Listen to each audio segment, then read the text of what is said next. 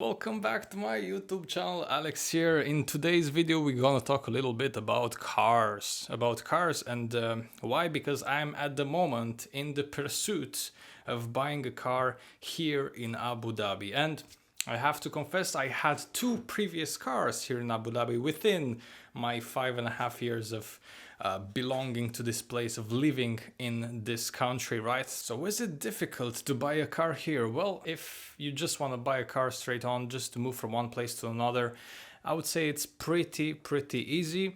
One thing that I learned on myself, I learned this the hard way, ladies and gents, is always going to the mechanic before you give the money, before you purchase the car outright. It's so important. You go for the mechanic, they will check the car on the computer, they will put it on the platform, and that will be 100 dirhams, right? That's around, let's say, $25 to do those checks. But then I will be sure that the car is okay before the purchase. The first car I bought, ladies and gents, the first car was a Mazda 6 2012. When I came here in Abu Dhabi, I felt like it drove okay. It was a good car, I would say.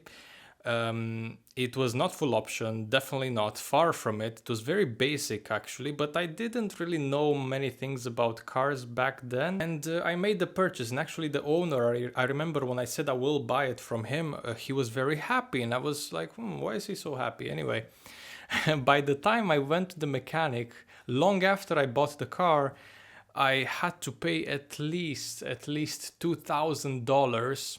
I think it was like 8,000 dirhams in spare parts, issues, fixes that I had to do for the car. So the car was basically a lemon. I bought a lemon. It had previous accident history, and I didn't know about it because I didn't know you can check the VIN numbers.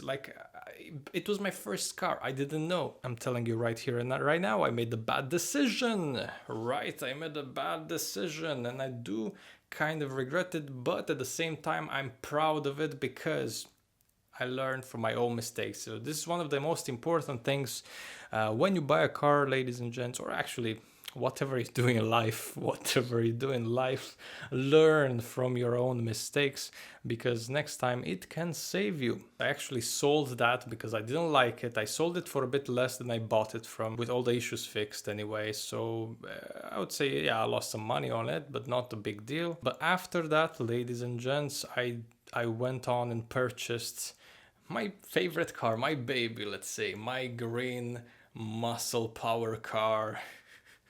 A Volkswagen Sirocco from 2009, sports car, a 2.0, right, with 210 horsepower. It's a turbocharged car.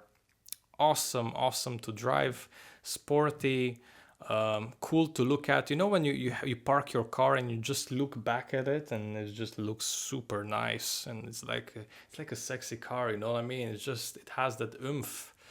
So yeah, that was my Volkswagen Sirocco. I really enjoyed the car.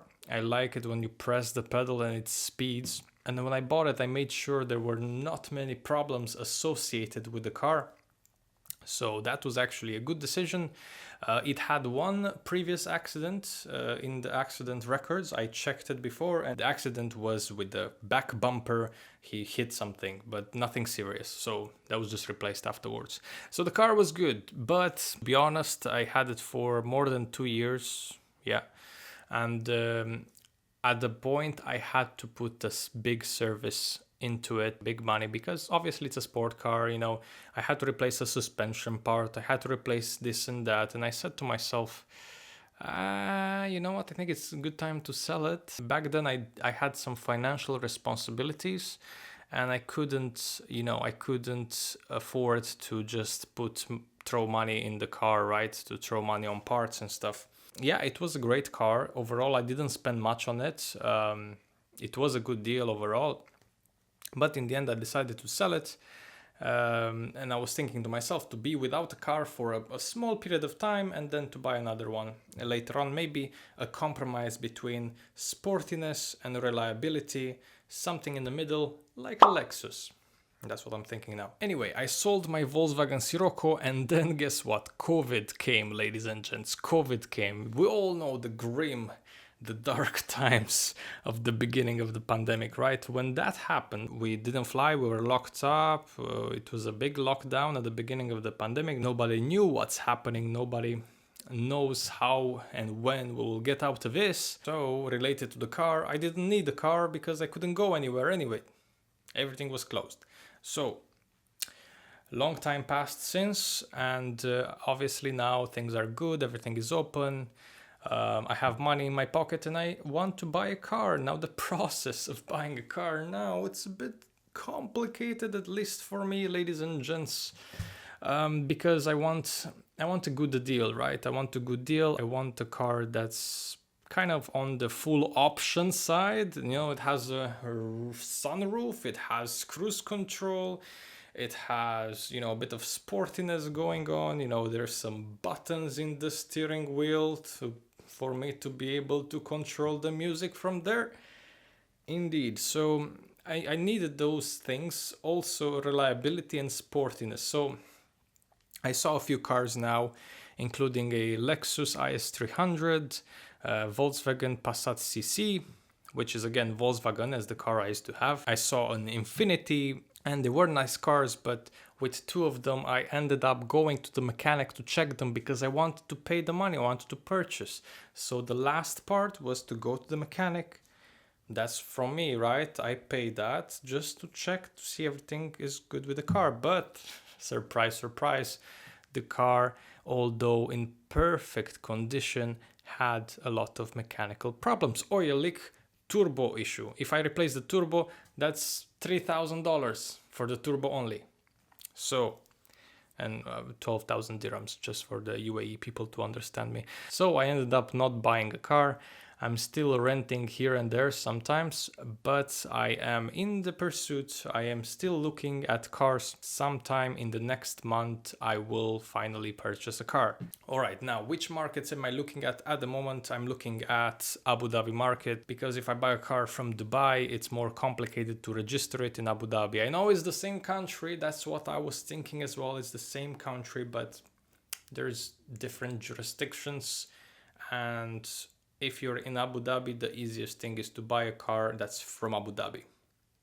And it's quite a shame because Dubai is a huge market with cars, much bigger than Abu Dhabi, which means I can find maybe better deals here and there. So anyway, I'll see what I can find.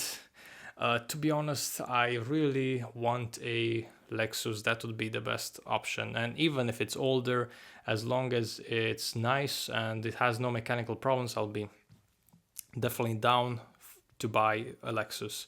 Why? Because I see Lexus, for example, as kind of a medium between sporty and reliability. Reliability, why? Because it's Toyota, right? Underneath the whole thing, Lexus is owned by Toyota. That means reliability. We all know, guys, Toyota is the most reliable car you can find, along with Honda and Lexus, plus other few couple of brands. So this is my rant for today with the cars. I'm in pursuit of the car. Why do I make this video? Well, many of you guys are asking me, Alex, what are you driving nowadays? How do you go from A to B nowadays? Since I sold my last car, the Volkswagen Sirocco, I am renting cars, sometimes by the minute, sometimes by the days. I'm just renting basically according to my needs, which is not a bad thing, to be honest, because if you're not in Abu Dhabi for long enough and you just need the car for 2-3 days, you can just rent it for 2-3 days and that's it, you know. Anyway, ladies and gents, thank you very much for watching my channel. Don't forget to give a like. It's good for the algorithm. And leave a comment, express yourself, subscribe. Until next time, bye bye.